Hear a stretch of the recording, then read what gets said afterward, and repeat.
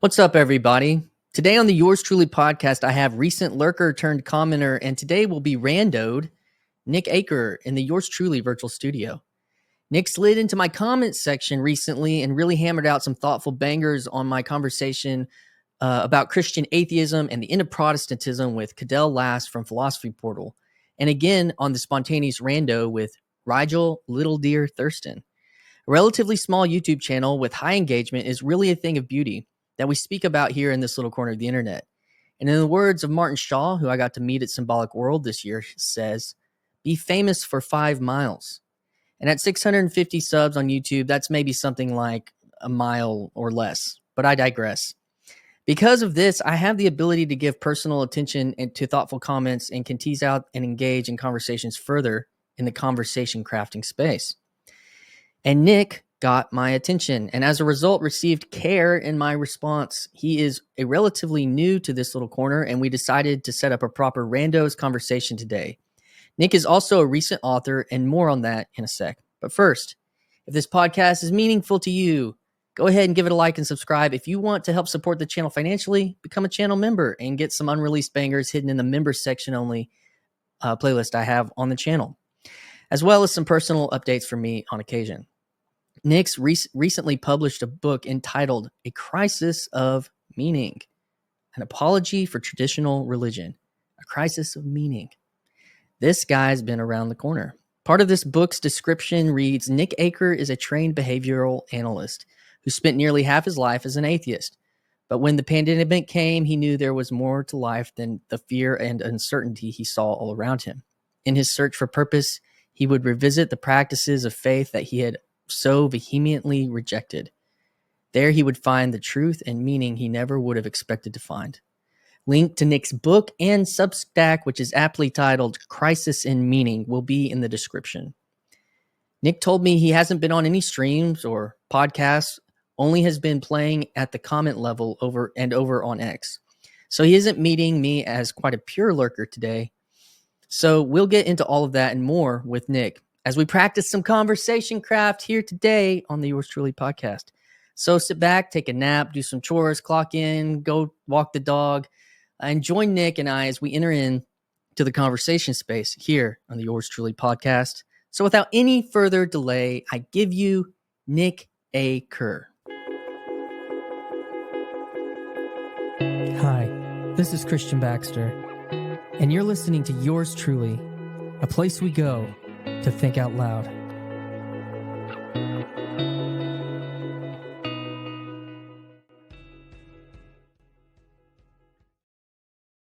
Ta-da!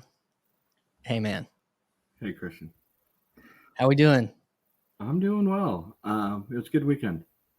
Good weekend? Is that what you said? Yeah. So, I've tried this a lot of different ways when I've tried to start this, like randos conversations. And, let me fix this. One thing that I've found that there's a certain magic to Paul Vanderklay's "Tell me about the home that you grew up in," and I think that there is, well, I don't want to go too deep into that, but there's some magic to it, and so I've tried to craft my own thing to make my own version of randos, but I'm gonna resist the gravity of Paul's rando question, and so we're gonna just start. We're gonna own that corner tradition today, and I'm just gonna ask you. So tell me about the home you grew up in, man. The home I grew up in was good. It was good. I live in a small town in Hastings, the one I was born and raised in. I only left for college. So the city limit has about 7,000 people. Include the country, it's like 12,000. So it's a pretty rural area. I grew up in town, 2 parents who loved me. Both had been previously married and divorced and remarried and married each other, but they've been together ever since. I was their first child together, but my dad had 3 older kids too. So I'm one of 6 in total. My mother was a teacher at an even smaller school, in a smaller town, about 15 minutes from us. And my father owned an offset and screen printing business downtown, which still owns. So now he's, mostly retired. I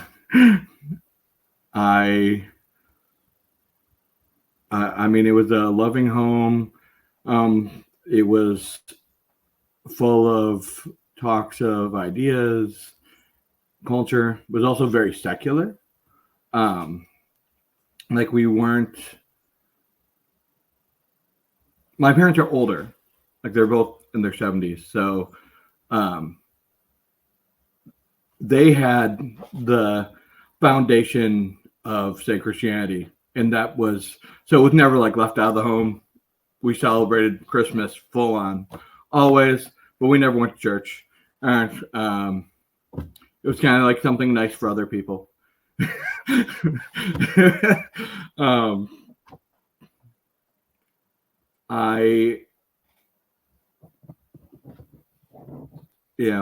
My two younger siblings, we were all 1 year apart from each other, whereas my older ones are 8-10 years older. So they were in the house more on the weekends when I was a kid. But as I got older, they of course moved on to their own lives, starting their own families and things.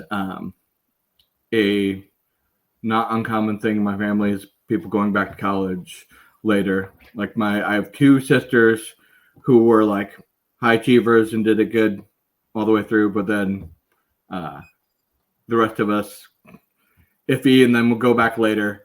And he's like, I barely graduated high school. I graduated with a 1.58 GPA, and that was 2 full years of night school, a full year of night school, and 2 full year correspondence courses to graduate on time. So, wow. Well, I had some.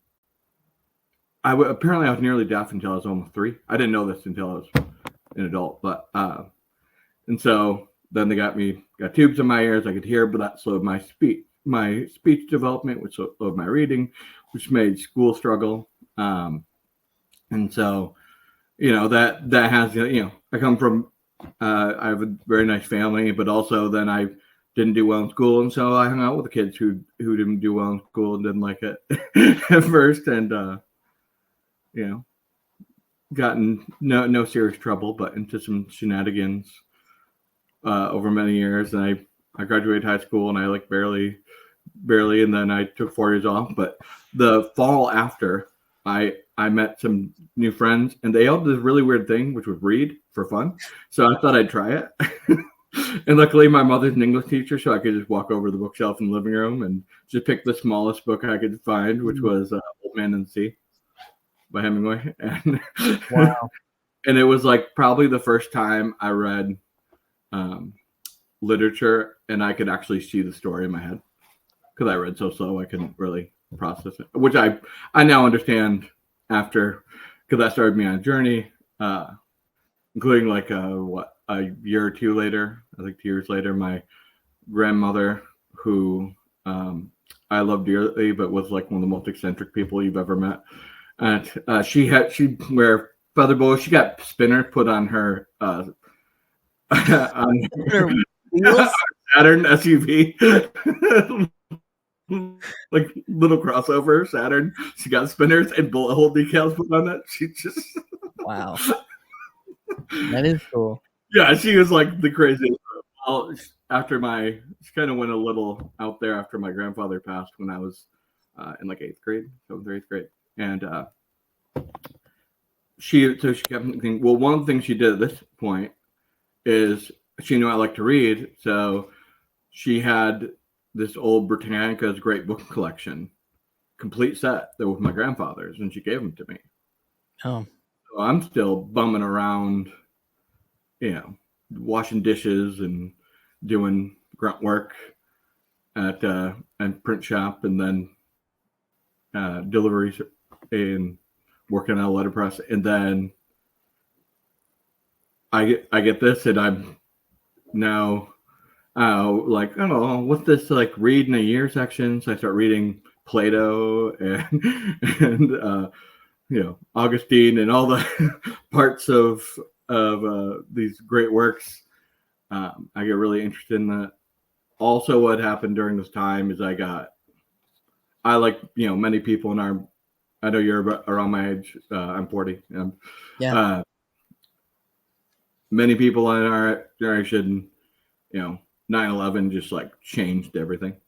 It like destroyed the safe world we had, and something arose out of that was the new atheist movement, and it found me at a time when I really didn't.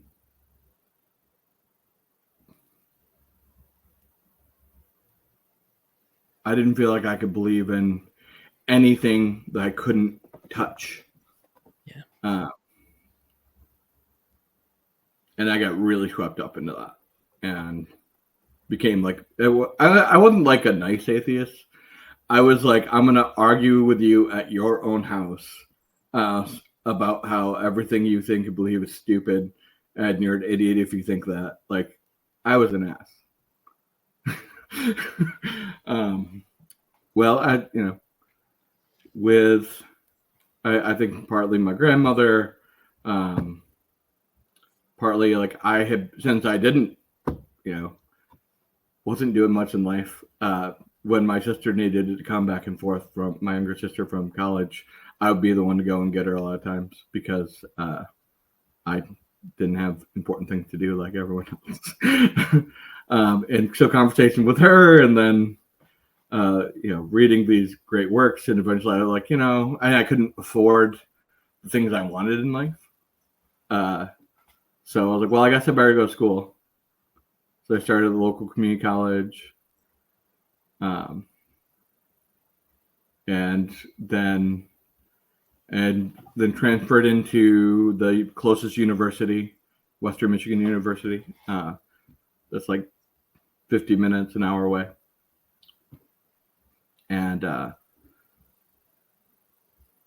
I would felt like I the classes that were easiest were like philosophy and psychology, with like a double major in philosophy and psychology, and then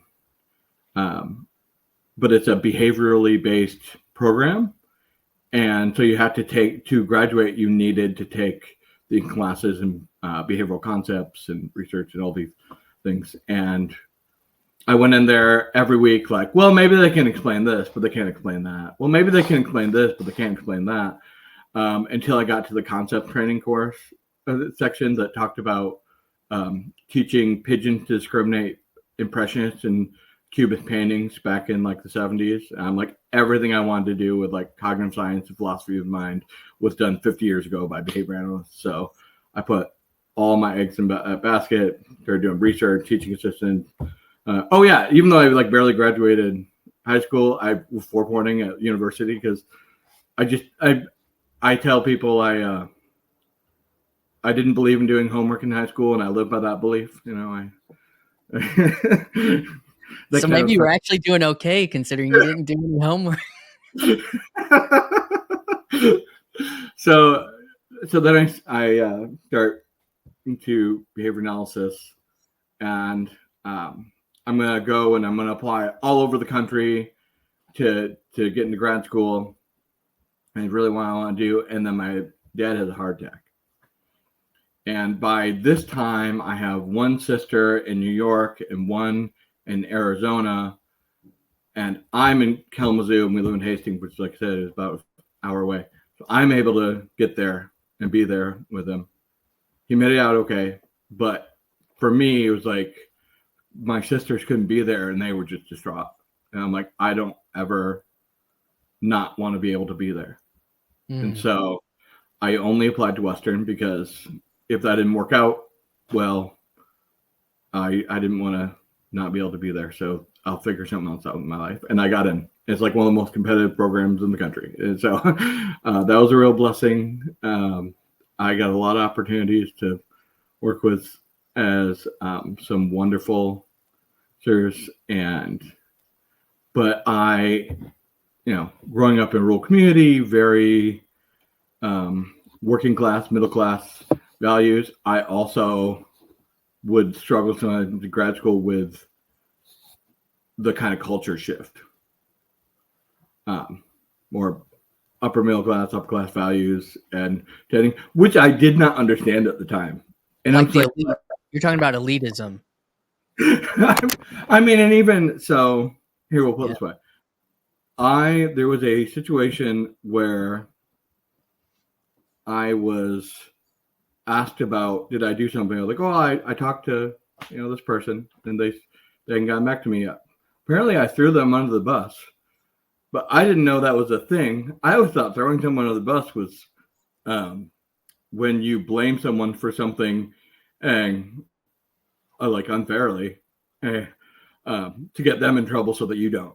But no, that's not apparently that's not how that works. It's all about exposing, trying to blame on other people, even if it's fair. I just never cared. I had no idea what they were talking about. Like office big politics. Deal. You're talking about like office politics, yeah.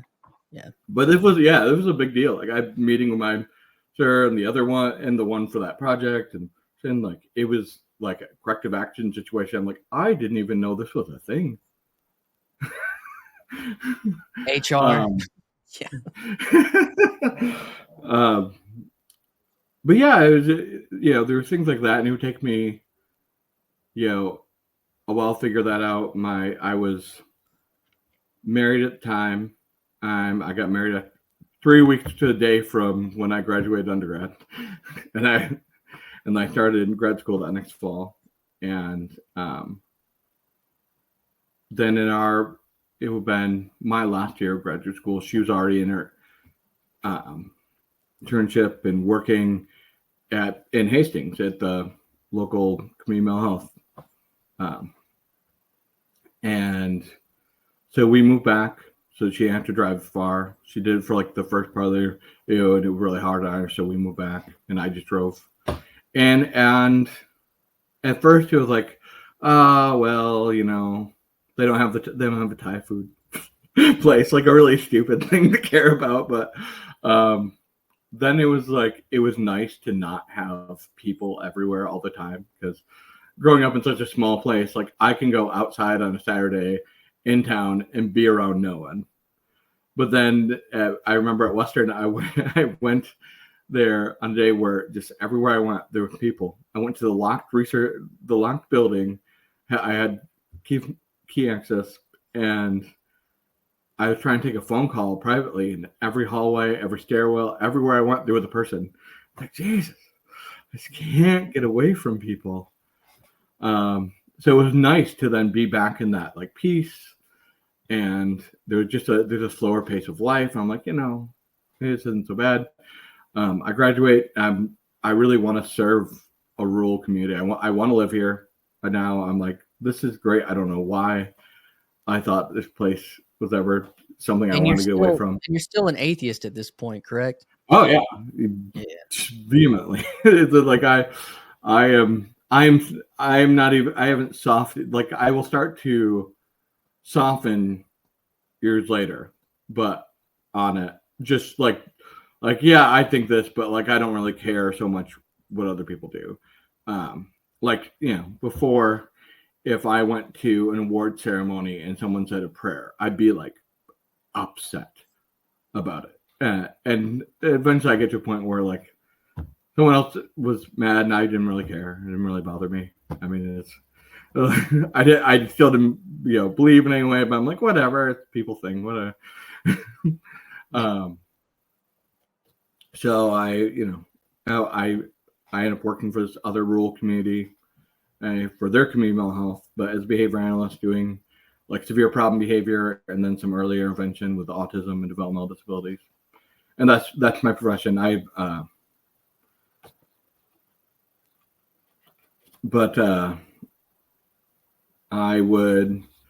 still, something I never lost is, so Western's philosophy department is very focused in ethics philosophy of ethics. And so, and that was a big thing to me always, like from childhood. It was a bit like that was a big thing in our house. Who was right, who was wrong, what was fair, what was unfair. And so I like believed in those things. And all the time, my atheism was I believed that truth was objective. I just didn't think that out all the way, that if everything's subjective, then that means that's not objective either. I'm like, so truth exists independently of me. And so I'm like trying to, but what is it? Because, there's no pew pew men in the sky, right? So, so what is this thing that I'm attending to? And so I'm always still reading, thinking, talking about these things. In college, I met my friend and current business partner who, he was also an atheist. But we had this similar thing, and we talked about like, what is the thing? And we, something that connected us with the ability to have the conversations like down to the minute details. Like, is it the thing that? Well, it could be, stuff that would just drive normal people up the wall. They're like, could we do anything else in the world?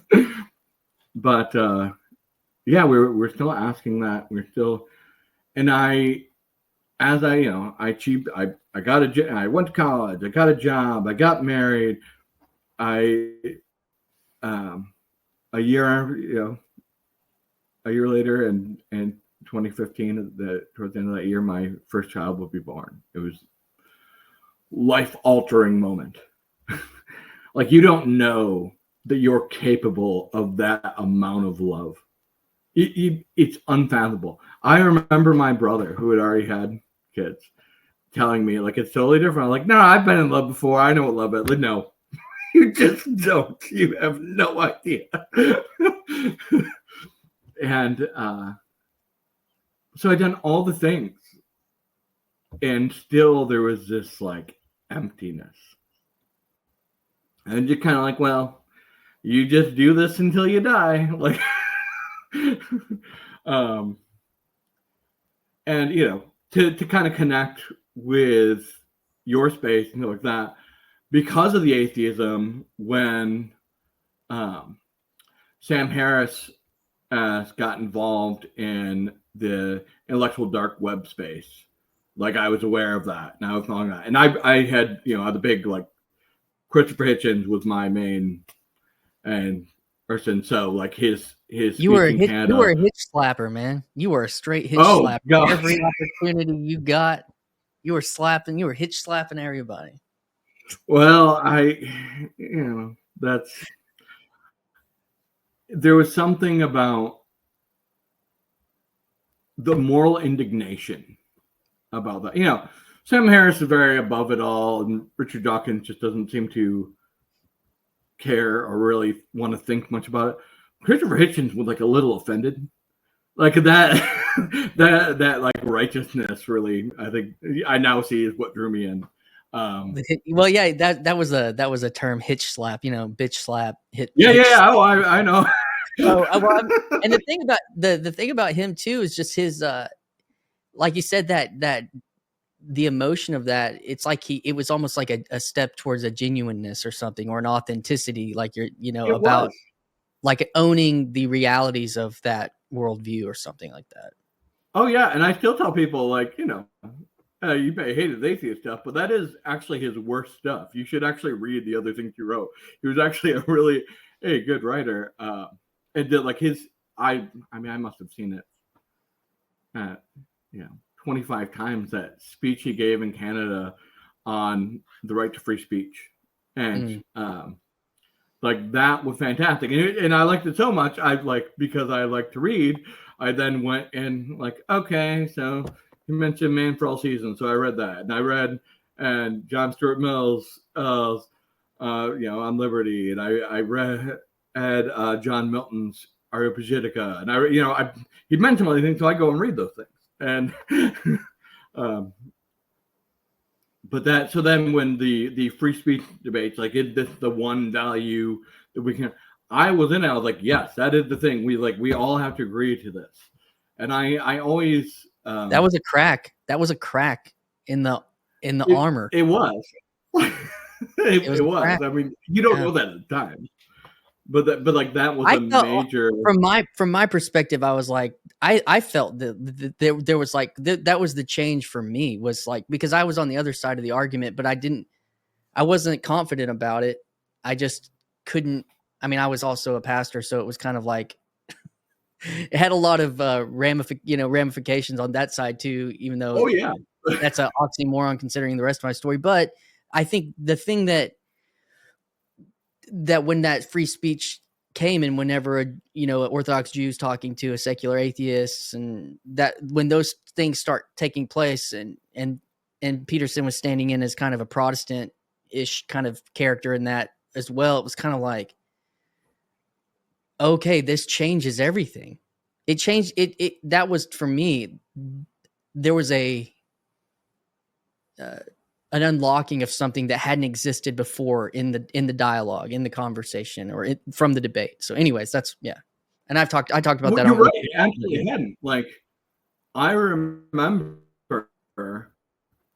growing up, like I said, we were secular, but like, and I remember the first time, like, there was some girl I thought was cute. I offered to give her a ride home, and she's I think she was Baptist.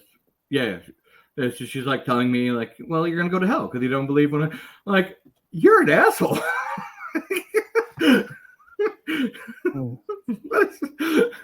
But the thing is, that was shocking to me, because something that people have forgotten is how separate these worlds were. Yep. They were totally separate. Like and you can hear it too, because you'll hear the people who were like homeschool kids, and they'll talk about all these shows they watch and things. And I'm like, maybe I have like a passing idea of what they're talking about, but I didn't. That wasn't my life at all. Yeah. I lived in this entirely different world. So then when I was much closer to that side. Yeah. Yeah, and so like this was one thing. I think that's, like we talked about in that comment stream originally. That's one of the things that happened after 9/11, and the new atheists, like, now it's like, well, you think I'm going to hell? Well, what, you want to blow up a building too? Like, what? There was this animosity from that division, from that separation, that now was coming to the surface and boiling. Yeah. And I mean, I was just on the other side of it, but then that's funny that you saw Peterson as the Protestant person. I really saw him as. Oh, go ahead. I really saw him as the atheist saying, well, even if it's not true, it's still important. I think I'm saying that in retrospect, but he had enough respect. He had enough respect for the scripture, whether he had any real teeth to his metaphysics at that time or not. Like, he still was like a analog for something that that wasn't allowed in that space for a very long time. That all of a sudden was like, you can't move me. It was like, and then it became like a pole, the thing that everything orbited around after that for a while. So that's definitely the thing. But like, kind of, let's get to the part of your story. Like, there was that. So and we kind of like landed on the IDW thing, but what happened after that? So, I come to this like point. There's no meaning. There's no purpose, and I'm having this conversation, particularly with this one friend, and the crack and the real crack for me. When did the nihilism hit for you? Are you saying? Was that time like? I would say post college, okay. Because I had done the things. That's the thing is, when you have the goal, you're like, no, life's not meaningless. I have a goal. As you start to achieve those goals, you're like, well, now what? Mm-hmm. Well, it doesn't really matter, I guess, because nothing really matters. Well, what am I supposed to do with that? Like, why? And I did have, like I said, my parents were older, so we did live in because of that. Even though we were secular, we lived within the Christian culture. We always had Christmas and Easter. We always had the dinners, and we always, it's not like we didn't know what it was about, and we'd sing the songs and we loved it. And I wanted that, but I also knew that there was like a conflict there. I'm like, I can't really justify this, that I like this. And nothing has any meaning, so I don't know why I should, but I do. And it was that conflict between what I thought and what I was certain I felt, or I could see with my eyes, you know.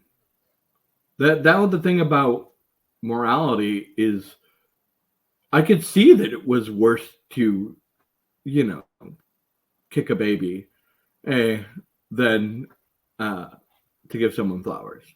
Like, telling me that there's no difference, there's no actual difference between those. Like, is there something wrong with your head? Like, I don't.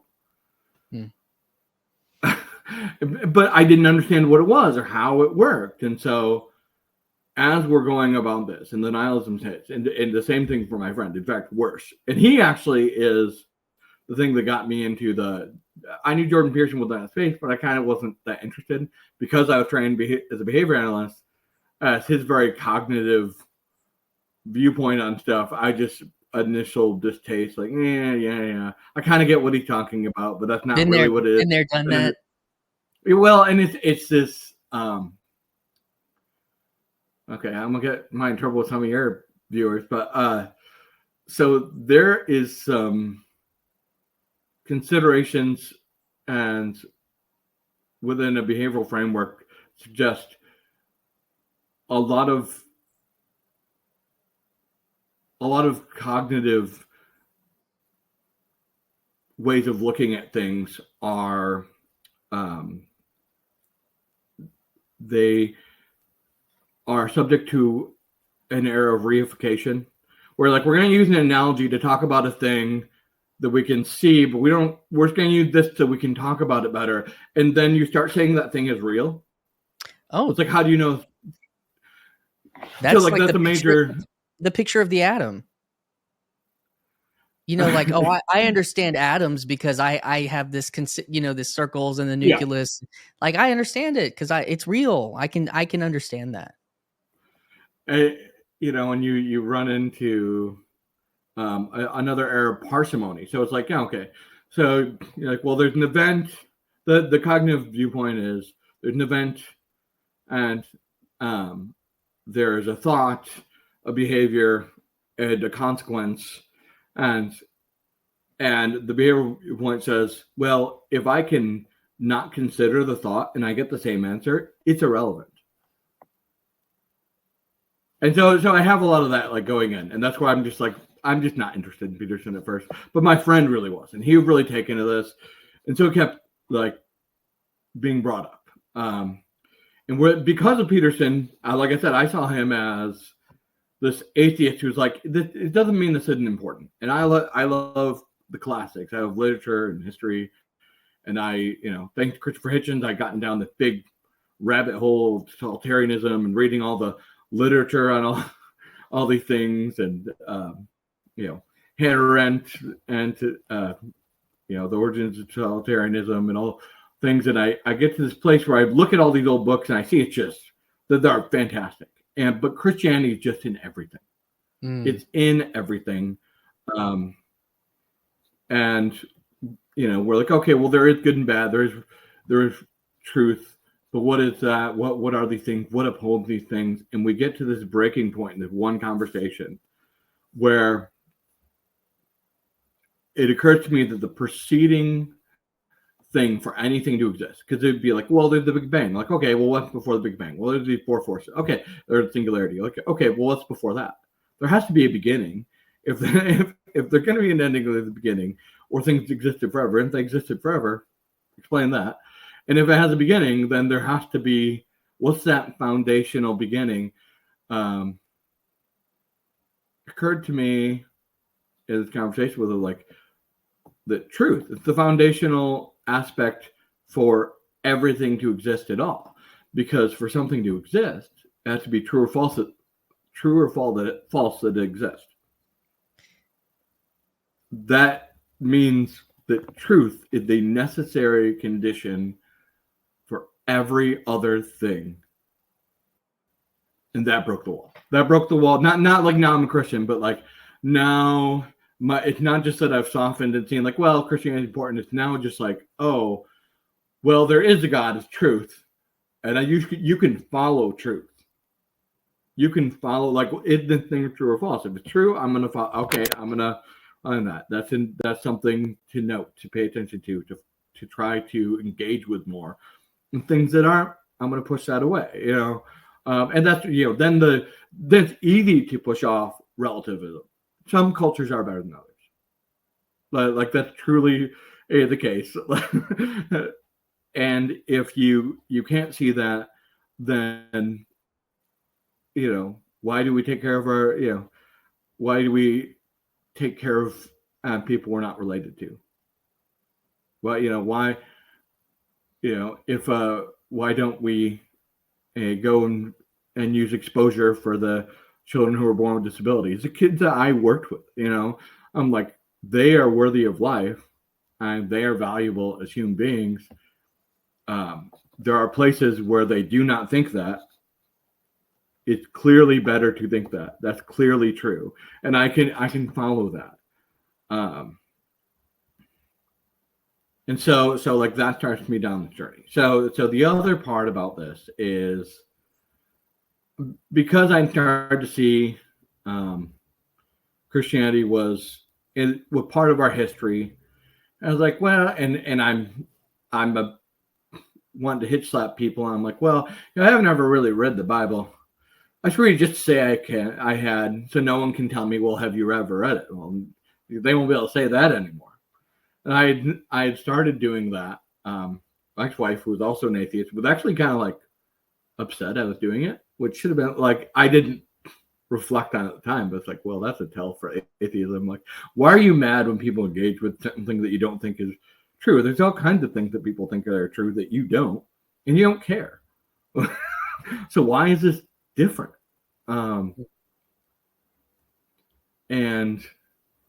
But then our marriage, our marriage broke up. We got divorced. But that was foundational for me because I kind of planned my life around these goals. So like, I had the kids, I raised the kids, and they were going to do these things, and we're going to buy these type of things and go and do these type of events as I get older. And that was just the trajectory of my life. And that's just gone. And everything. And I was surprised. I believed in truth. I believed when I, made a commitment for life. Like I really meant that. And like the idea, like some people don't mean it when they say those things, like, well, that's what it means. Like I don't. So I stopped at the marriage over. I was in like Exodus, and then after the God is truth thing, I started reading the Bible again. And I didn't, as I explained in the book, I didn't know it at the time, but I essentially was praying at this point. Because whenever there was a problem, I would literally, like, what am I supposed to do? And I would just sit in the feeling and things that had bothered me for years. Answer. Like, here's the thing you need to do, or here's the thing you haven't thought of. Or like the thing people don't pray and aren't religious don't understand is it's not like you hear a voice from the clouds. It's like, well, I've been thinking about this and thinking about this and nothing has come.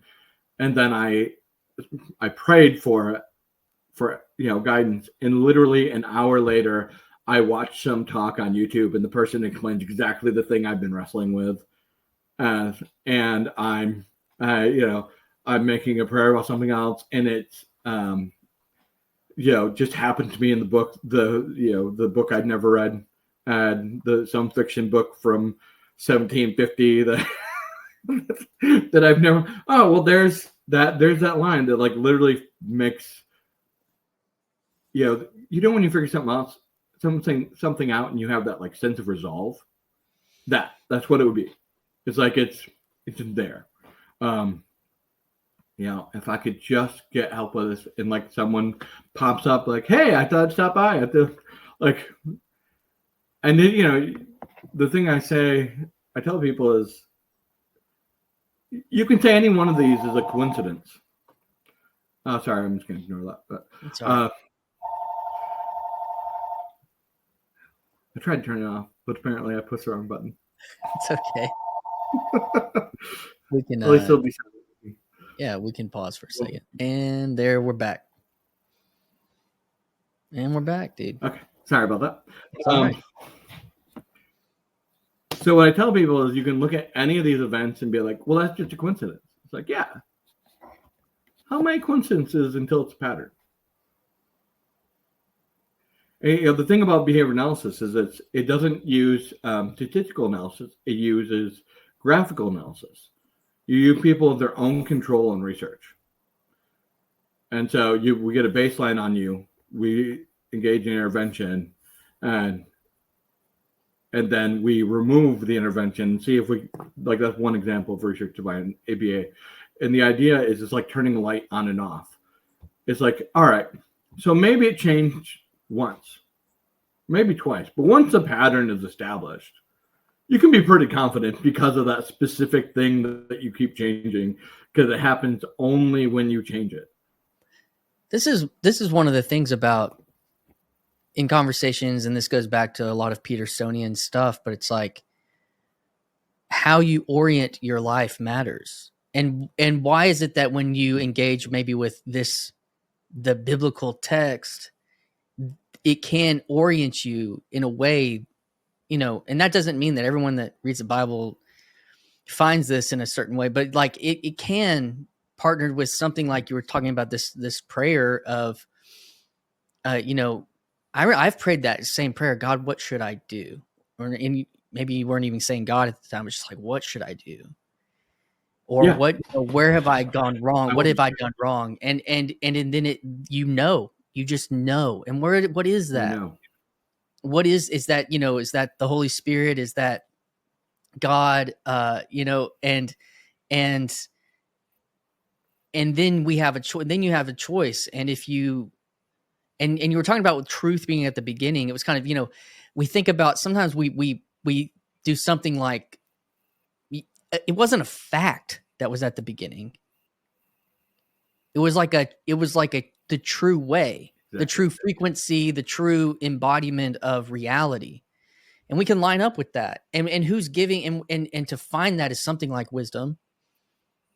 And what would it mean if a person, like a human, what would it mean if had the ability to do that, and one did? And maybe it takes being incarnated by the divine to be able to do that. But, but in that way, saying, come to, that I am the way, I am the truth, I am the life, that there's something about how Christ, and through the story, that story of scripture that's going there, is like pointing to to being properly, having a proper orientation. And yes, that I've talked about that in certain ways, in different conversations, but that's, that part of that language around Peterson using that word, and then Peugeot talks about attention a lot, but I want to come back to you. I want to frame this back into, so you're wrestling in this at this point with the word and with prayer. And was there like a official... I want to make one really good point that I think is very recent that you would have heard too. It's still the gospel seminars are going on, and one of the clips people can find is them talking about what is the word. The Prager asked about this, and the rest of it. And I thought it was like, what I mean when I say truth with the preceding, it's exactly what they're saying. Where they're, in this, I think Peugeot said it in a way, the word of God was God before he spoke it.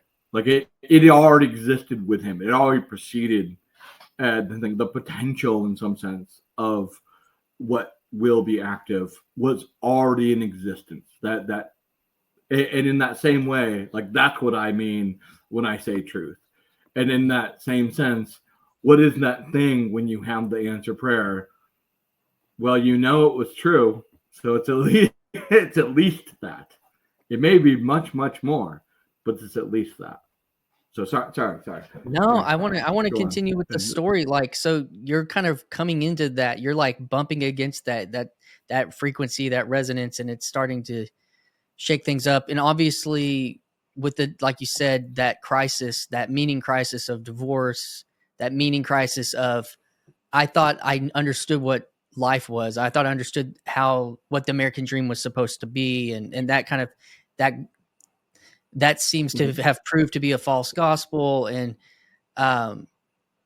then I know, like, I guess it was in that in the intro when I read about your book, it was in the process of COVID where I guess, I don't know what happened in that. So you said, I don't know if you put a date on it, but there was IDW 15, 16, or 17. I don't know when your marriage ended and that season. So some of this is happening during the marriage and during but it's like that was a tipping point where it spills over. And it should be. And it should be, like that's true. Yeah. And that's the thing, like until it is, why would you seek something? Like people will make that and they're like, well, yeah, you were looking for something, you found it. It's like, yeah, you don't generally find things you're not looking for. You will just pass them by. And so I have that. Well, the other thing that I've noticed is like, I have some friends, but none of them live near me. So there's long periods of time going without social connections other than my family. And like, that's one thing to change. And I know that it wasn't like this when I was a kid. And like, I start thinking about this and how this social breakdown occurred. It's like, well, there used to be the social clubs and the guilds. It's not like all those have stopped existing entirely, but they don't have the cultural weight they once did. And so I know that's been a breakdown. And that's, since I'm so against the idea of there being a God, I am trying to follow that rabbit hole down. But what I end up getting is something like, well, you have to start a new social club, but most people won't be interested. And so what held those together, and the thing that it seemed like was Christianity. Religio. And so Christianity held even these other things together. The people shared that, now the foundation. And that's kind of where we start playing with this idea of, we're now me and my friend are talking about like God is truth and trying to judge all these things on that. And I start to just follow that. And things that aren't true, I'm starting to get away from my life. And I'm essentially praying, but I don't know it. And I'm reading the Bible and I'm like, I think, some kind of secular Christianity, some atheistic Christianity would be, cultural Christianity is something I could vibe with. That's something I'd be down with. And so I'm going into it further, and as I read now I'm about halfway through the Bible, and I'm like, I've gone through the process of like, well, this is only true in the way that like poetry or fiction is true, but I'm like, well, except for this event right here, this absolutely happened, and that is true in like a deeper philosophical, like foundational sense, and that okay, so some of it's true, and it's all important, and it's all true in this sense, and so I'm all right. Well, I don't have a community. I want one, and so COVID happened, and I read Anna Karenina. I wasn't surprised that they're like, well, we're going to shut everybody away from everybody. It's a very old-fashioned way. But then as it continued on, it's like that first little stint, that first month or whatever, good as gold. Welcome vacation. Stayed in my house, did all the things, made my well, not really. You got the week that it hit Michigan, my kids got the flu. Oh, that's scary. And I had them, and so we've got a flu house, and we're doing this, and all the things that come with the flu. It's great, it's wonderful. And then we're like just recovering, and they've shut things down, and we're like just recovering, and bosses are like, "We'll start making calls here," or like, "Well, my daycare's closed. I have my kids. They're like, I can't do it with them. I'm like, you'll do whatever you have to do." So I was an essential worker. I never really had. I had like a week, and that was when we were flu. A week or two, and that's when we were flu heavy. After that, so I never really got the break. But I made my own ridiculous mask. I think I just deleted the picture from that like a month ago. Like, and I'm doing thing, but you don't see anyone. Like you're just falling it. Like at first you're fine, and then like depression, anxiety, as anyone would. It's just like you're in a somewhat self-imposed solitary Prison. confinement. Yeah. I especially my kids they're on like I'm doing these phone calls or Zoom meetings at work before we go in. We're only out for like a month, but in between we're trying to do Zooms. We weren't planning to do that ahead of time, so we didn't do any of the prep work, so it's terrible. We did the best we could, but I've done really successful things in graduate school, but there's a lot of foreplanning and setup and accepting of certain limitations that you have to do beforehand, and that didn't get done, so it was a mess, and I don't see anyone, and I'm like, well, what if my parents die? And my kids never really got to see them, and my ex-wife didn't she didn't want to be involved. She wants to see people as much. She's more introverted, and so like we didn't see people as much as I wanted to. And now and the world shut down. I'm like, well, what if they never really get to know their grandparents well and they die? Like what so they don't have grandparents the way I did in my life. Like that's foundational. And again, the same one friend, like we start, like after we're like, you know what, let's hang out.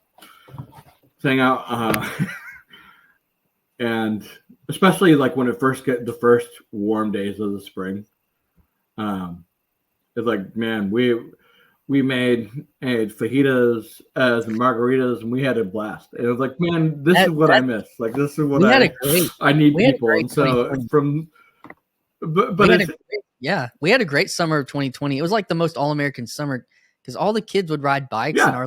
We had a small cul-de-sac neighborhood, like 15 houses, and it was just like one shoot up a hill. And all the kids would ride bikes, but no kids came into anybody's houses, and no messy kids were like drinking your drinks, and it was just like, but they all played up and down, and the weather was really remarkable in Arkansas that summer. But I digress. I'm just like reiterating. Yeah, there were certain parts of that during that time that were kind of nice, and neighbors, we'd sit on our porches and saw people in a certain way, like it, depending on what your experience was, like there was a certain goodness in certain situations, but then there was like other sides of it too that I think you're talking about. Yeah, if it wouldn't have continued, and if it wouldn't have like started to go back, because there was like a little loosening and then tightening back up, like that was part of the problem, and it started to become clear that certain things we were told were not true, and it's like, all right, if this was true, that's different than if this isn't true or not. And if you're not reliable, well, I don't really want to listen to you. I want to make my own choices like everyone did. But in that summer proceeding, you got this taste like, oh yeah, this is kind of what it was like before. We just go around, and we were a little more community. It was nice to see people and visit. And so I started some connections with some family members and with my friend, and like, so that continues on. But then I'm working for Acmima Health. It's a local government thing, so it's got all the things, all the protocol, all the things about it. Yes, lots of them and lots of things, and during then with that, and there's only these like limited, like here's the people I see all the time, but that's all there is, in society shut down. It just emphasizes how everything is broken down. And then so now in 2021, as things start to loosen up and things like that, I've now, like I said, I've read through half the Bible. I'm like, well, maybe Christian atheism is for me, and I need to go find a church. But that's like really hard. like one of the things with the book, like for one, I want to, give people a way to find purpose and meaning, even if they don't have any faith, even if they don't have any belief. But the other part of that is to show people who come from a religious background, especially like from childhood or for a very long time, just how allergic to anything having to do with faith people without religion are and can be. Like, it's really bad. And so I remember like going into the local, I mean, it's a small community, but like for us, the local mega church. And I'm like, it's so hard. Like every step, like I feel like grueling. Like, I feel so uncomfortable. I don't know if I should go. I don't know if I should be here. I don't. And so I sit down, I sit by myself, row, and I'm struggling. And a person comes up and they're like, "Oh, are you with anyone?" I was like, "Nope, first time here." They're like, "Oh, great." And they put a little sign like, this says, "Don't sit next to me." So I walked out. I'm done. Wow. Another one, like, I hope everyone remembered their mask for the singing. That was like another like crucial Protestant church. I'm not trying to be cool to people, but these things happen to me. And it's like, well, to me, it's like I am searching for people kind of with that conviction I saw on Hitch. That like, don't you believe there's anything worth dying for? Is there anything worth living for? And I'm not seeing that anywhere in the world. I'm not seeing that in my society. I'm like, well, I'm gonna try to go to church because at least there I should be able to find someone who wants to live, have so much they're willing to die to do it.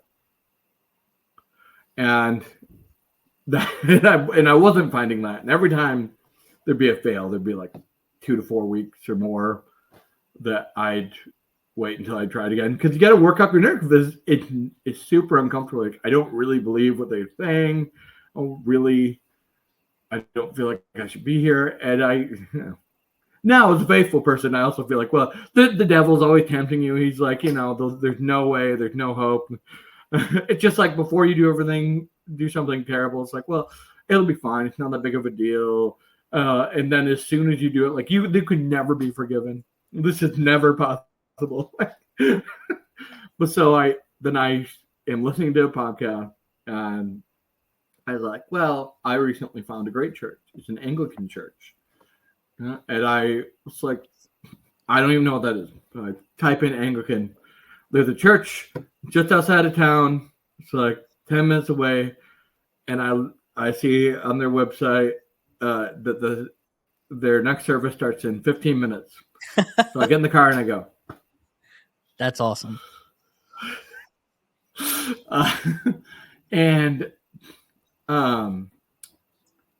Outside of when I was too young to really remember, like I went to like vacation Bible school because everybody does in a small town. Well, in the night,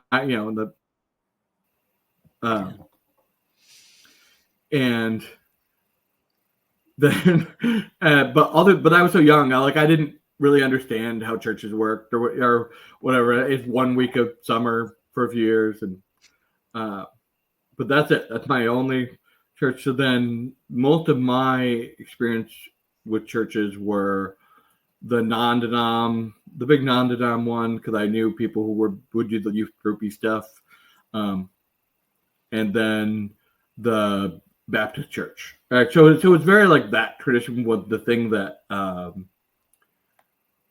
informed my sense of Christianity, and that was what was big in the culture. Well, during yeah, the 90s and early 2000s. yeah, 80s, It 90s. was the Baptist non-denom view. And the thing about that is because honestly, it's because I don't know if this is the right way to say it. They quote unquote take the Great Commission seriously, is what they would say. Like, we take evangelism seriously. And so there is this impetus to engage in the culture directly because of that. And in more traditional historical religions, it does lend itself more to practice, like religious practice and ceremony Mm-hmm. and sacrament.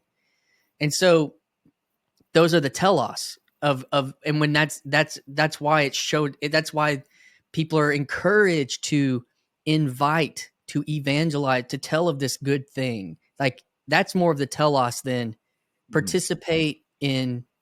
Now there is a telos for participation in modern evangelical worship stuff, but that's why that's the impetus is to share the good news, the Great Commission. And so that's why it shows up, and they're inviting people to Vacation Bible School, because it goes all the way up and down. It's like, hey, come hear the good news.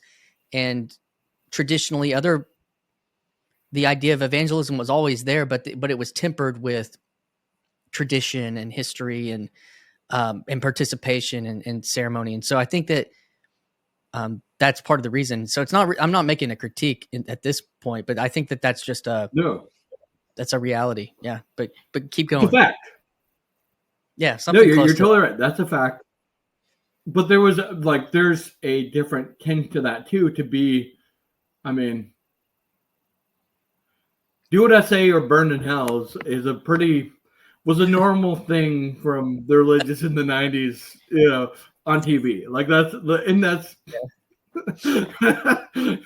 but then you also saw, it was so prominent that you also saw then people failing in the culture and the positions, found with their mistress, or whatever, drugs, all the things that they were yelling at everybody else about, and they were not any better. It was like, I guess you're going to hell too, like, with kind of the attitude.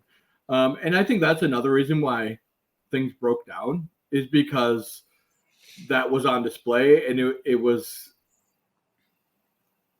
the way people, at least the way I felt, and I think other people felt this way, was you're telling us how awful we are, but you're no better. But so that much less structured thing is what I'm used to. People just going off on whatever they're feeling and thinking. At least that's how I perceived it at the time. And then I go into the church, and it's literally my bishop. I'm still at the church today, but so my bishop is the only person there. Because this is COVID, they open for a little bit, and he's there for the first service by himself, and he's gonna do the service because for him it's about the worship of God, and that's not about the pew. It's not that he doesn't want people there, but he's more concerned about God. And I was like, what? Because maybe I'm wrong, but my impression growing up is if no one showed up to the local non-denom rep church, then the pastor would go home. They wouldn't spend 30 minutes going through the service. And it had a book, and actually I have one right now. Your common Book prayer. Common Prayer, 1928. And he's like, okay, open up. The service starts. He comes up and he says, as his little thing, he says, the general confession can be found on page 6. We'll say it together. Oh, wow. And I just say the words. And everything he says or does, like, it's in the book. And I can read it for myself. And he's not saying anything else. So it gets rid of all my, like, well, are you going to be political? Like, nope, none of that. And what am I going to do with myself? What do I do with myself? What do I do with my body? Yeah. What do I do with myself? But it's there. It's all there. It's all tells you what to say. We'll stand. We'll sit. There's no guessing, and there's nothing being made up. And so it's not about him, which was exactly what I needed. Because he also didn't do was like, so what do you believe? What do you think about X, Y, and Z? How long have you been? He didn't ask any of that. He said, "Nice to see you." He knew my parents. Actually, his daughter was friends with my older sister since they were kids, but I didn't know that when I went there. I had no idea. And as I'm there and I'm going through and I'm saying the words, I've done things, I've done things I ought not to have done. I have not done things I ought to have done, and there's no help. Like that. That's true. Yeah. And so in that sense, and I, like I said, I liked old books. I liked classics. So the language is, I actually like the language. I like that air of history and tradition. And then there's these things I'm like, well, that's true. And this is culture. This is part of history. I was able to do it, and it felt good. And so, thanked him. And then I was like, well, that was good. I think I'm going to go again. And I went, and I both services, and they, and again, like no one's like, so where are you at theologically? Like, it's not like they didn't ask anything, but they were less concerned about me than about God. And that was true all the way through. And I was exactly the space where I was like, well, I'm just going to come and do the things because it's good. And I've made the commitment that it's something true, something good, I'm going to do that.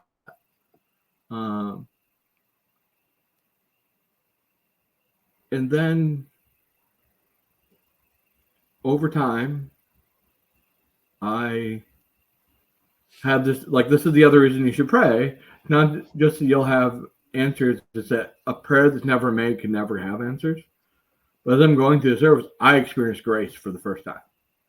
Oh. And it's that same, like, knowing, like the same way a answered, how do you know you experience grace? You just know. It's just totally different than anything you've ever experienced. And I knew it was real.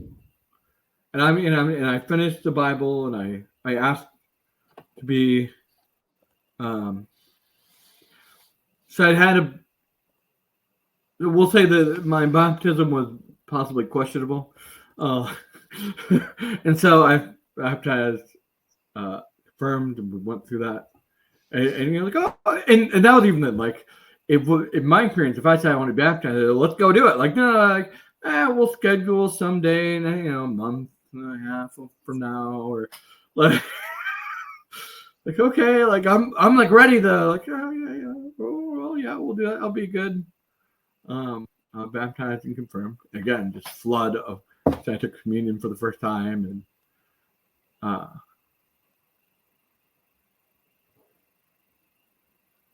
and you're changed. And you're changed in a way that you don't know was possible.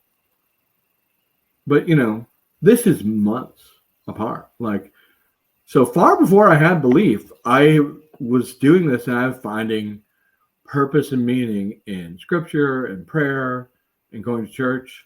It's very odd for me to be going to church and talking to people who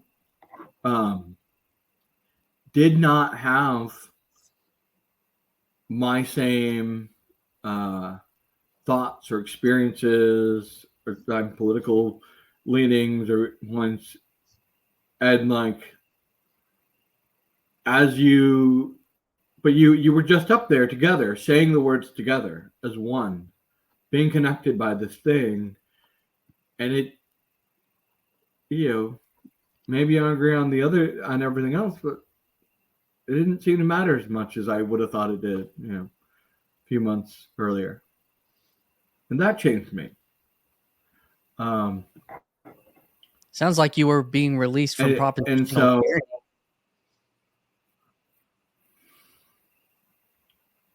yeah.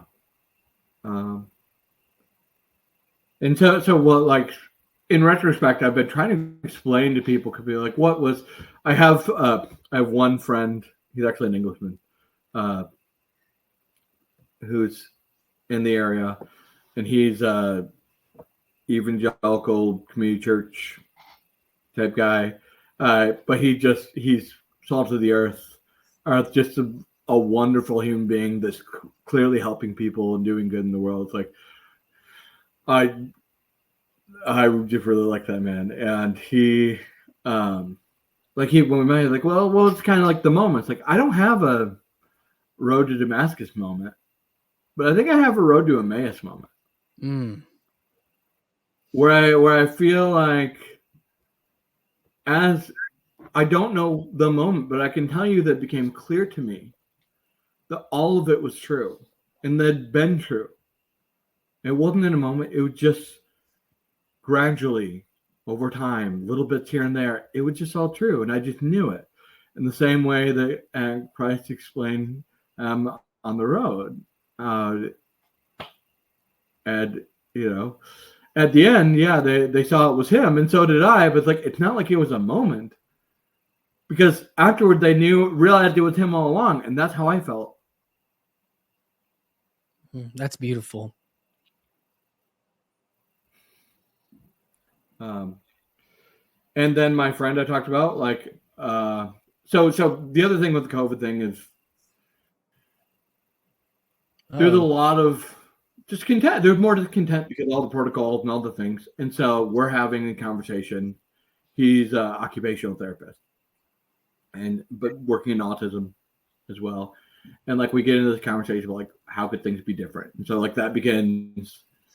that becomes us leaving our jobs, and all our security, and let's start a business that's autism free but looks different. But part of that was he then moved here, and he started going to the church too. And he had a very similar experience to mine with some other stuff because he has a different path than I do. Yeah. That affected him. But again, it was through practice. You find purpose and meaning through practice with the traditional faith. And then over time, we also found actual belief. But long before that, you found faith. And I was just wrestling with this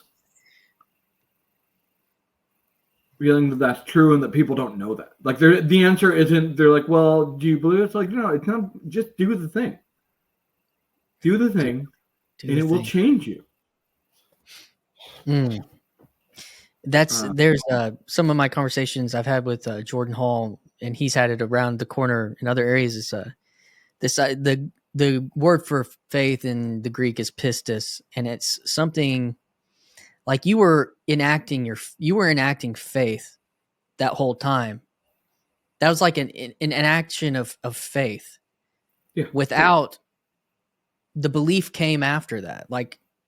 The belief in the propositions came after the enactment of participating in faith, and that's so much of the critique of evangelicalism is that's asking you to do the opposite. It's asking you to believe and then try to participate in the faith, and that you can't participate in the faith until you believe. And so I think that it's a critique, and it doesn't always happen that way. Nothing's, in all of these places, people in evangelicalism do the same thing that you're talking about, but what we're kind of given as the roadmap for what does it mean to share the good news sometimes is, it's like you said, it's this, repent, and what is the repentant? It's you have to believe, you have to have the right idea about Jesus or whatever. And so I just think that that's an incredible story, Nick. And it was moving. my dad went to a little, I don't know what you call it, like a Bible, like a ministry school. It wasn't like, I don't think accredited or anything like that, but it was called Emmaus Road. And just when you said that to me, it just like, it went so deep into my life. We all can have complicated relationships sometimes with family and different things. And that just, I don't know, it went somewhere very deep. That Emmaus Road versus Road to Damascus. And but isn't that the thing that happens? What do you mean? Isn't that the thing that happens? Isn't that what we're talking about? Like, you'll just know. Like, that was, why did that happen in that way, at that time, in that moment? Because God's real. Because a sunset's beautiful and a baby's laugh is joyful and it's real. That's goodness. You'll know. And beauty. Yeah, it's true. Man, so thank you for sharing that to get to that point, and so I guess the subsequent question for me in this space, and maybe people who are participating in the different tiers that we can cybernetically participate in this conversation. How did you obviously Peterson had an impact on you, or kind of like you mentioned the IDW and you were kind of following along, but you had a little bit of, that's a little passe for a little, in a certain way. But when did you kind of recognize, well, I guess, I mean, the two questions we can talk about the book, like getting to writing, but also let's start with, when did you recognize maybe that there was like this online space that was how did we get to this conversation? Like what was that part of the story? So this is the weird thing. This has been the strangest thing about finding the space. I didn't even know who Paul Vanderklay was until after I'd written the book. So what's the timeline? Crisis of Meaning is also is what? So I wrote. I can actually tell you when I started writing, because I think when I started it, I wrote the preface, and that I have the preface dated at 2/24/23. So I wrote this last year. Yeah. Not until after that. But because of the peripheral awareness from the IDW and then because of my friend, the continued place of Peterson and the concern about what is truth and meaning and philosophy and history and searching out those things, I've been having a very similar conversation, particularly with this one friend, that you guys have had without ever knowing you existed. I think, I'm sure I know Justin Brierly's work in the rebirth of belief. The surprising rebirth of belief in God, and how it seems like there's this movement of people being called out of unbelief, and I think all of this seems to have played a hand, because we've been having this similar situation. Because that's the other thing too, is then during COVID you start expanding your we'll say your media, the media you take in to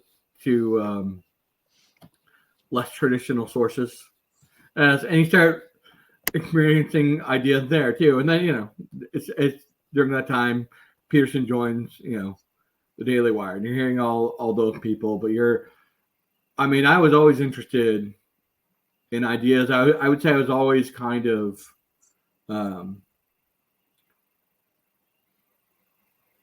wanting to be somewhat iconoclastically towards the middle, but with the liberty to move either way on any idea or issue. And so with that, there's been a lot of, I think probably what was happening is the things you guys were directly talking about, then other people were talking about those, and other people were talking about those. I was hearing those outward conversations and having the same conversations. This great conversation has been going on in the culture, which is how cultural conversation happens. There's a great conversation from the beginning of civilization until now. Mm. And it all starts in the place where people are able to, from different walks of life, are able to connect and communicate with one another How in a familiar way are they you, never had before. or are you familiar with John Vervaeke? So John Vervaeke, I had heard his name, but I'd only become aware specifically who he is in the last 6 months.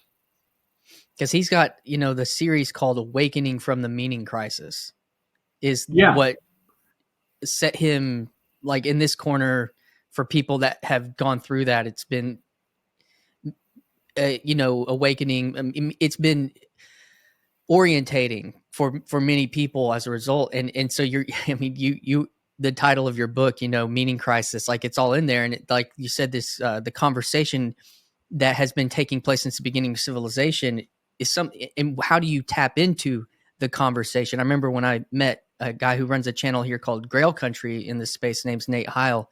I met him at Jonathan Bijot's Symbolic World Summit. And he said, yeah, that's what it means to be a part of the conversation. And I was like, what? And Vervaeke, he takes it into the Socratic history of, and he calls it of dialogue, Plato's dialogues, and Mhm. calls it dialogos. So he's finding that the logos between the within and between the dialogue happening. And I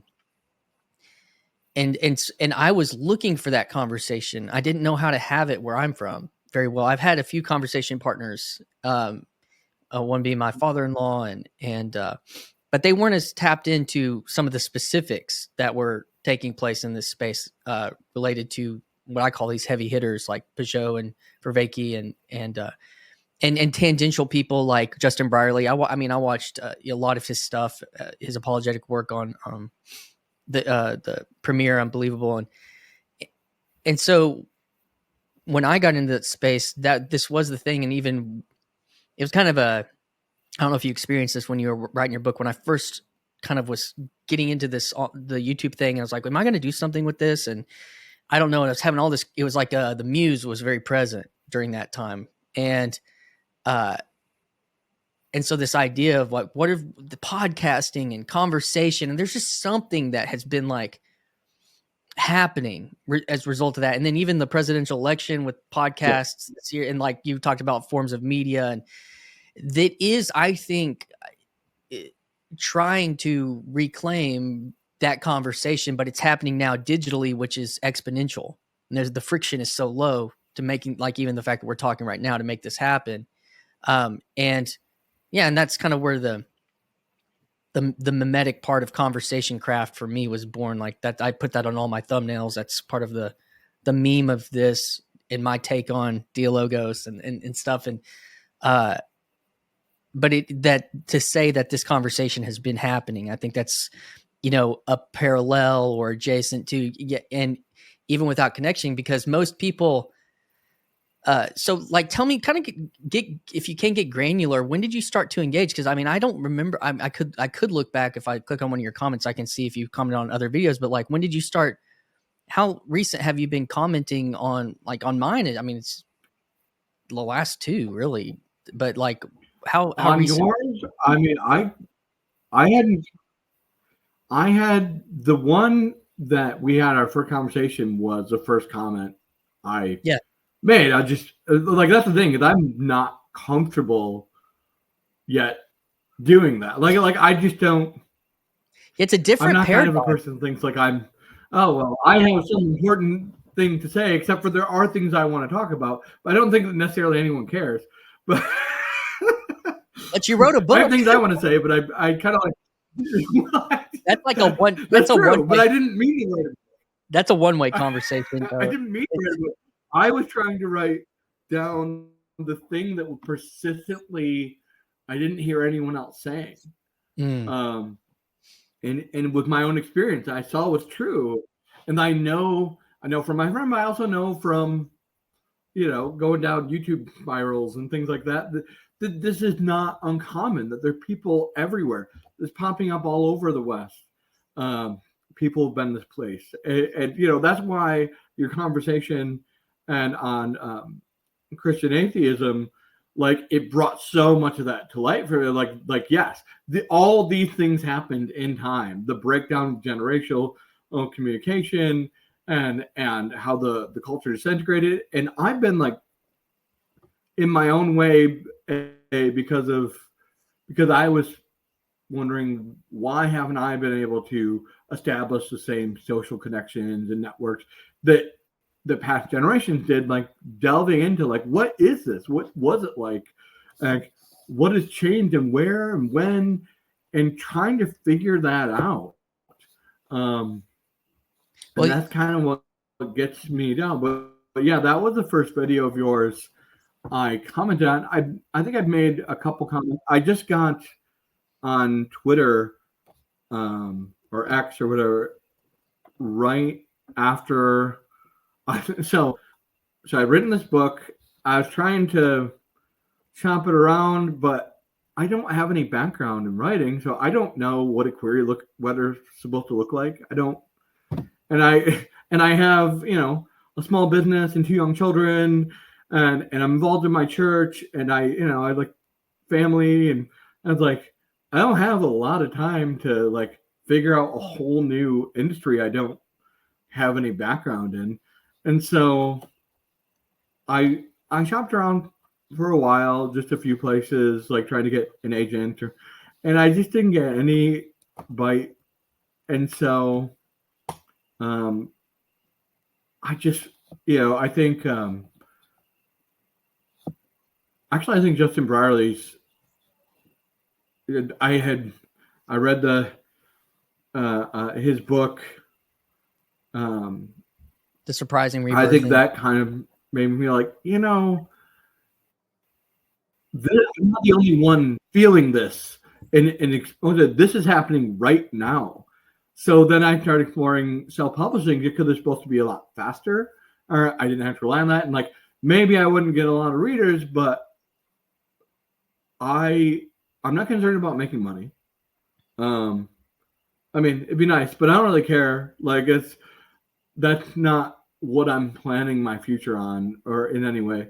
But I wanted to be able to give something out when people are struggling, when people are dealing with this meaning crisis in their life. And there's so many. It's like we're some of the, like, and it's us and younger that are really struggling with this. It seems like the older generation, they still had the structure of what existed before to kind of hold them up, and they're kind of fine mostly with things, even if they're not excited. But for us, it's like, I don't have anything. I don't have any meaning or purpose, and I don't know that those things are real. But if it's not real, I don't know why I should keep going on. Did you happen to watch my Zoomer roundtable conversation? I saw clips of it only. Okay. So I got self-publishing, and then that went really quick. Say again. So that went really quick, and then so that I did the self-publishing, and it went really fast. Like, this is what, summer? I start doing this, and then the book comes out in October. Came out in October. So, but I get in September, I'm like, oh yeah, they're gonna be published in a month.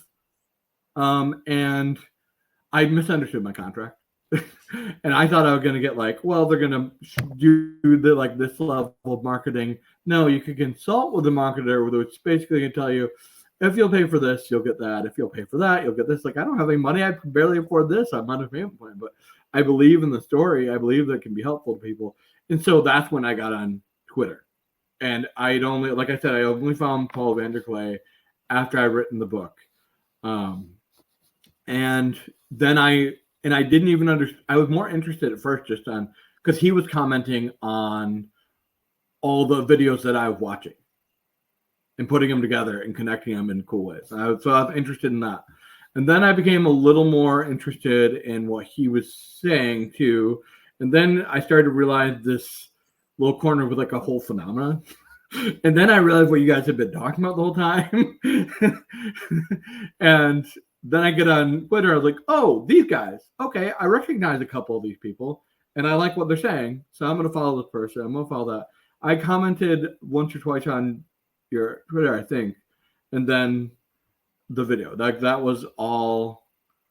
So that's where I came in the space. And I was very unaware of the whole thing. But the conversation has been happening because of the things you guys are talking about and that you're commenting on. Those larger conversations are affecting other conversations. And then people are having those conversations on the outsides.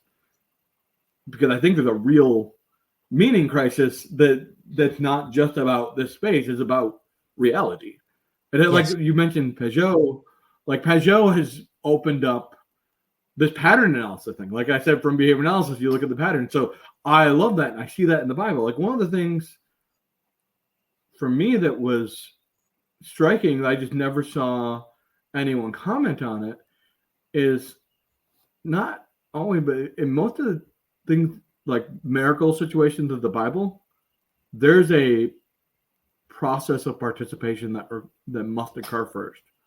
Like, so people talk about the burning bush and Moses, but people don't like lay out, well, first Moses saw the burning bush, and then he said, I will turn, I will look at the thing. So he saw it, but he didn't look at it. But when he looked at it, that's when the burning bush spoke to him. That's when God called out to him. It's only when you participate. It's only when you actually call it. Seeing it is enough. You actually have to participate with it. And that's the thing about faith. That's the thing about the conversation. There's something about also beholding something, beholding the glory of something. Yeah. Just, that in this conversation that took place about the girl who slept with all the men recently, the only response I saw that I really resonated with was through Russell Brand. And a lot of people in this space look at him and, he's only been a Christian for a year. And so, but he was already public. It's like, oh, you need to go hide and be quiet for 5 years and then come back and talk. It's like, this is job. I know people and appreciate him have the exact take. And I'm like, well, it's his job though. And then the other thing, I'm like, it's almost like, and people you do want to judge somebody by their fruit and those types of things. But man, it's almost like we can say, especially as coming from like the evangelical background, like, oh, we want people to become a Christian, but we want them to become a Christian the way we do and the way that we think that they should and all this kind of stuff. And to look at him and be like, to actually behold like the glory of his faith and of his life. And he's been in a lot of trouble even last year and all this kind of stuff, but it's like, we almost don't even want to look at it. And that was the thing. I don't know. Like I'm looking at him. People don't really want to look at it. They want to look at what they think about him, or something like that. I guess that's the thing, that just to behold something as glorious. And I think that even with, it's hard to do digitally, it's possible, and we're doing it, but, that is the other part of this, this corner is also like you talk about the conversation happening and then it going like out and people then like having that, and that is happening, but within this little subculture, the Paul Vanderklay subculture, which has, taken up this little corner TLC name, they've started participating in meetups and conferences, and Paul's help with a guy named John Van Donk developed a conversation protocol called Estuary, and to help with the meaning crisis, which is people not knowing. Imagine you're searching or even like that experience you had going into the mega church or something. It's like, you weren't quite ready for that. And the idea of the estuary is where the salt and the fresh meat and things come up, and and they meet at this place, and it's salt and fresh, and maybe they're not, completely, but they are able to They're talk not and mixing, but they're not, but they're together. but they're together. And then to your point about the conversation, there's a protocol to help. I call it's like a engine crank. There's the first round and the second round, and then the conversation is able to go, and it's based partially out of the phenomenon of YouTube, which we've talked about, which is when you've gone to a certain kind of university on this space over the last 5, 7 to 8 years, for 3 to 4 years for people. It's like, I now have a degree in YouTube, this, that, or the other, and I don't know what to do with it because I can't talk about it. There's not anybody at work to talk to about this. And so what do I do with this new knowledge, and how do I refine it? How do I refine it? How do I like I said, people don't care. But yeah. Yeah, people don't care, but you're right. It's like I want to talk about this. Who will talk about this with me? Because it's real and it's important and good. And there's this larger conversation. It's literally, you can see it in places the way, you can see one person start talking about a thing and the other people start talking about it, and out here, and that, the way that has changed, politics, the way that had changed culture. Until people don't realize, like, well, I saw this thing on YouTube, and so I can predict for you that within 3 years we'll have laws on, locking up smartphones in schools. Like I can predict that. Like, that's because these things are real. There are real effects for them. You're going to get commercials that target this way because of what's happening over here. And the thing is, when you start looking into culture, you realize that it's not that everybody agrees on the thing. It's like one person makes a really salient point. I don't know why it's salient, but it is. And so that starts to kind of infect all the other people. And it shifts their way of looking at that thing, if not the world itself. And that's mimesis. And now that starts affecting conversations, and that, yeah. And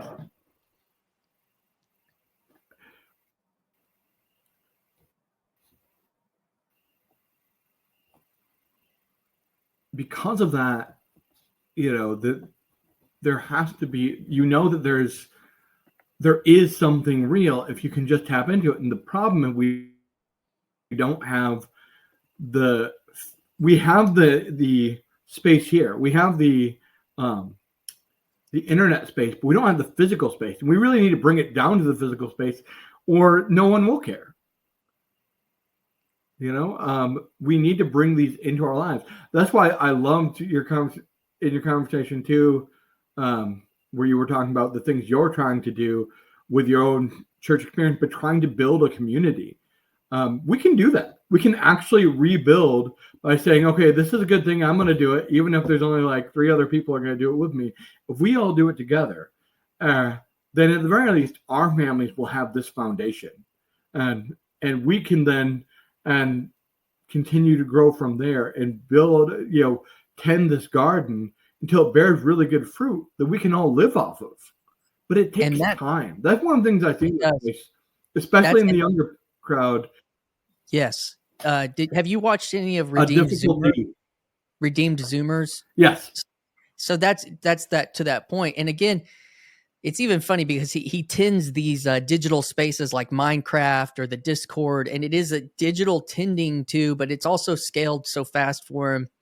But he hit on something so like mimetically that was with his Reconquista and there's a lot of politics involved. We want to call it politics, whatever that is, but it involved in what he's talking about too. But at the same time, he's also pointing to institution, but these patterns of being that we're talking about tending community, and those things forming and shaping institution, which goes all the way back to the early part of your conversation when you were talking about social clubs like the Shriners or the Knights of Columbus or your Kiwanis and all these types of things. Like those were all scaled down communities within the civic space. But it also, there's a prayer and a pledge, and there's a liturgy to those meetings and everything. And so, but the source part is the religio, which is a Vervaeke term. What's binding? What's holding together these communities? When you said you found out, I was like, damn it, it's Christianity again. It's like basically that's exactly how I found you. Like, why? It can't be. There got to be another way. But no, there's nothing else. Yeah, and so that is the thing. And like with the project that I've been talking about, I guess you could call it a project. That all those things are undergirding all these things we're talking about, and the time you were talking about the timeline.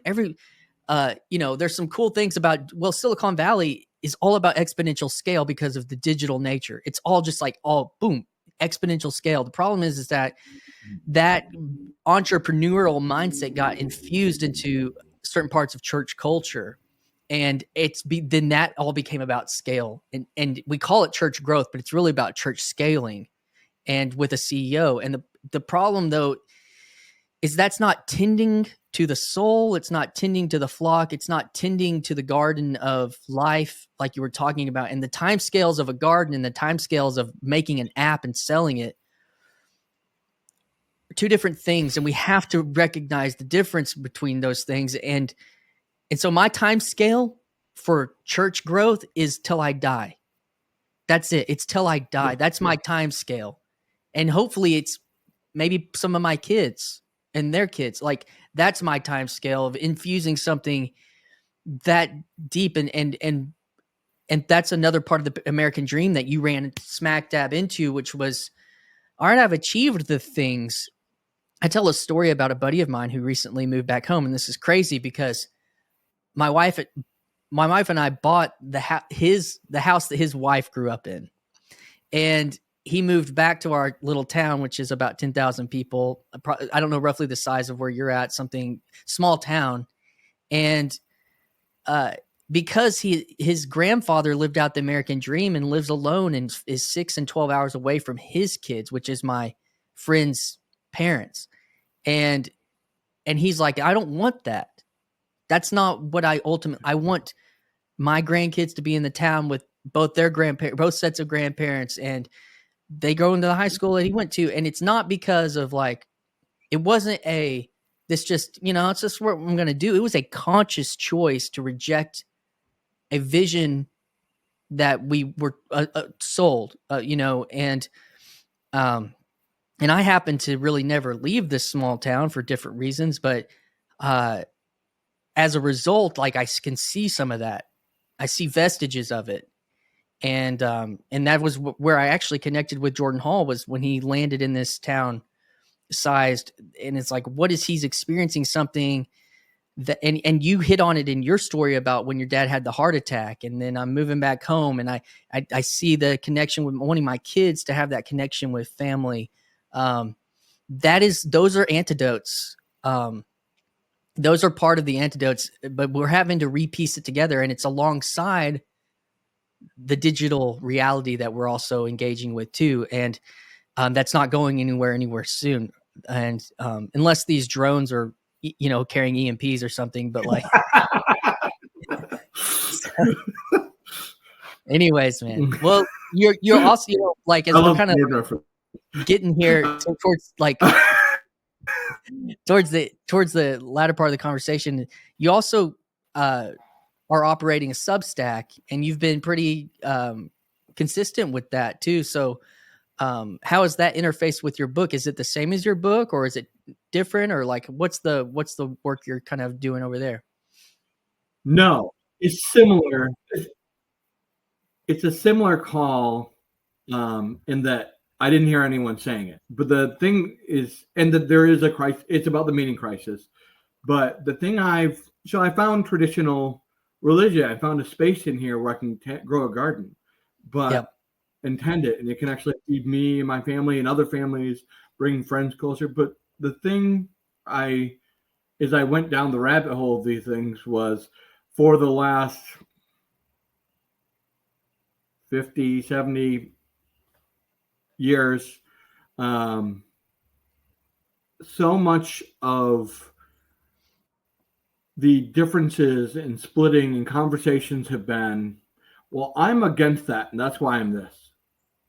And that's bad, so you shouldn't do that, and so you'll be one of these. And what I don't hear is anyone giving a positive argument for why they're doing what they're doing. Why is what you're doing good? If you don't know the answer, if that in and of itself is not enough, if it requires on someone else's failing, then maybe it's not that great. Or maybe you don't believe in it. But we need something to believe in and practice. And so tell me the positive reason you should practice in the connection is in the book. I'm saying practice traditional religion in this way, and it will improve your life. That's a good. It's good that it will give you meaning. It's good that it'll give you purpose and connection to others, and to history, and to your larger culture. That's good. That's a reason to do it. Everyone should be able to get on board with that. That this will at least have those positive effects. There might be other things you're not down with. I understand that. But that's why it's good. That's one I of the. I also don't see that. Sorry, go ahead. No, go. That's one of the things. There was a channel that deeply tied to Peterson and the IDW was Rebel Wisdom, hosted by David Fuller, and he would have kind of deep philosophical conversations about the meaning crisis really early on. And the legend has it that his conversation with Jonathan Peugeot was a very, I don't know much more of the details on it, other than there was the critique that, like, even the title of the channel, Rebel Wisdom, is about what you are rebelling against, I guess. And it challenged him about a positive vision for the future. And like I said, the legend has it, I think Paul Vanderklay was involved in this conversation too, it struck David that he didn't have a positive vision. And that was around the time, I guess, he shut the channel down. It's got like hundreds of thousands of subs. I think I could be wrong, and if people are still listening at this point, they can correct me in the comments. If you're wrong, you'll find out about it. But I had this conversation. I don't remember who I was having this conversation with recently. It was somebody here in the corner. And so anyways, that's so true. The positive vision of the future. And I see this, to bring it back to the Redeemed Zoomer kid. He's so young. And those guys, like, they are facing something that's even hard for you and I at 40 to comprehend. But it's like, the positive vision of like understanding the good of attaching to institution and history and these rich physical structures, but also what they provide civically and communally. Like, he intuits that so clearly. But then, like, the Reconquista is a little bit like, it borders on the kind of like the negative aspect of that, it's like, and it gets so that, and I understand why. I understand the impetus. I understand, but yeah, to hone in on the positive vision for the future, and so Nick, like, this has been wonderful, and I encourage people to go out onto Amazon. I'll have links down in the description with your book and your Substack, and invite Nick to come on your channel or have into conversation. And Nick, also, I'll point you like towards Luke Thompson and Grail Country. There it is, The Crisis of Meaning, Nick Acker. And what's cool about that is that's the cross that I sometimes have back here. It's at my church right now, but that's like the traditional Celtic shape that I have in my channel sometimes. I noticed that when I was looking at it. Yeah, so check the book out. And yeah, I was wanting to point you to get involved more in comments. And if you see some of these live streams and you've got 30 minutes downtime wherever you're doing, like, hop on lunch break or whatever and engage. That's the fractal levels of engagement on here. Like podcasting is a certain level of it. Commenting is, and then there's Grail Country. Grim Grizz has a Discord. Grail Country has a Discord. Paul's Discord is Bridges of Meaning. I think Grimm's is the Broken Clock Tower Discord. And those are places where non-recorded conversations can happen, but it's a lot of these things. So I would encourage you to go in and use these low friction digital avenues to engage in the digital conversation to help inform the physical conversation that's going on. And yeah, man, your story was absolutely beautiful. I resonated and connected deeply with it. And so I thank you for coming on here and sharing and for taking that courage. And it'll be interesting to see. One of the things that I think I've noticed is that when people come on and they're vulnerable in this way and they share in this way, when they head back into the other spaces and they know that this is out there, it actually it does something. And so I'll be interested to see what maybe it does in you. And yeah, man, with that, do you have any kind of last thoughts or words or a question for me or anything you want to kind of wrap up with? I mean, other than just thank you.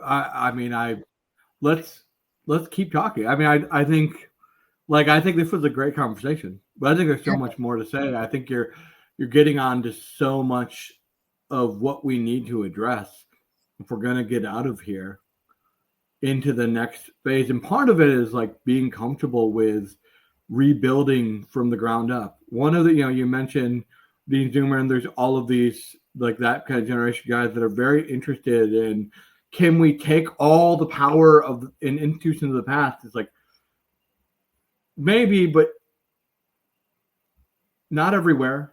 And what you can do is you can start something that's good yourself. And that doesn't mean without tradition, without history. That means, oh, here is a good thing. I'm going to grow this in a sustainable way to feed us. And that's good. Encourage other people to do that for them. That if we all did this, we may get far more little pockets of true joy in our lives. I just don't know why that's a bad thing. True joy. This week in Advent, at least in the Western way I participate, is was the joy candle.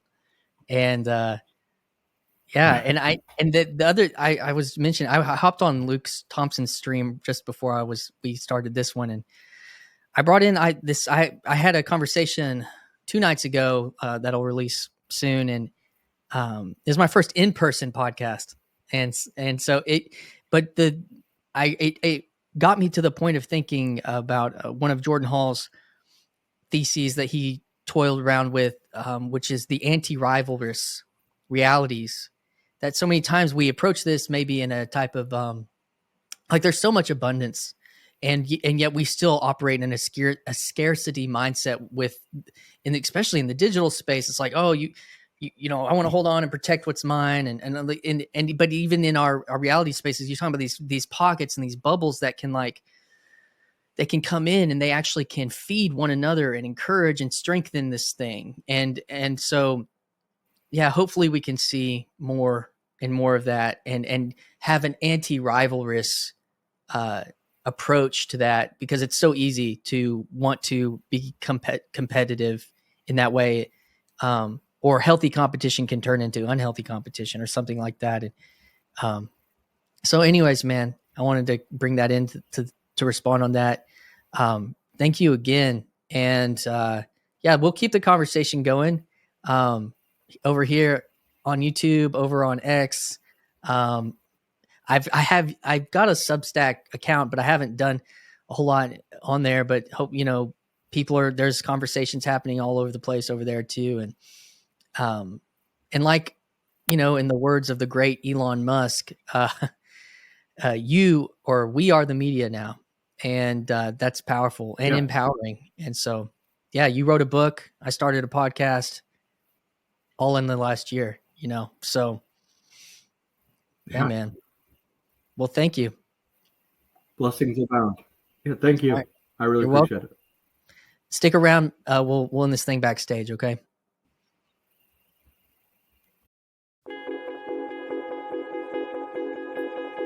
Hi, this is Christian Baxter, and you're listening to Yours Truly, a place we go to think out loud.